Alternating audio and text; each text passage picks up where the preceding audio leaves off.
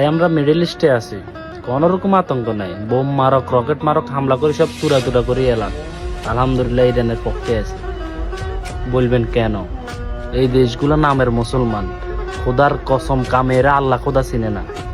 এরা ইহুদিদের পাঁচ ছাড়তে ছাড়তে দজ্জালরে সিটে বসাইব। এরা আমরা চাই এরা ধ্বংস হয়ে যাক, যদি তাদের মাধ্যমে তাদের ধ্বংসস্তূপে আমরাও নেমে যাই, কোনো সমস্যা নাই, কোনো আফসোস নাই।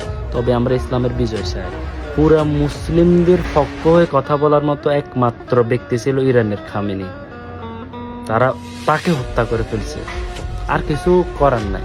সব ধ্বংস করে দেখ, কোনো সমস্যা নাই। এসব নামদারি মুসলমানদের দেশগুলা তুলা তুলা হয়ে যাক, নেমে যাক, না থাকো। পৃথিবীর বুকে বালা মুসলমানদের জন্য বালা। এগুলো মুসলমান রূপে মুনাফিক, এগুলো মরে গেলে ছায় গেলে কারো কিছু যায় আসে না। সকল মুসলমান অন্যান্য বিশ্ব আলহামদুলিল্লাহ।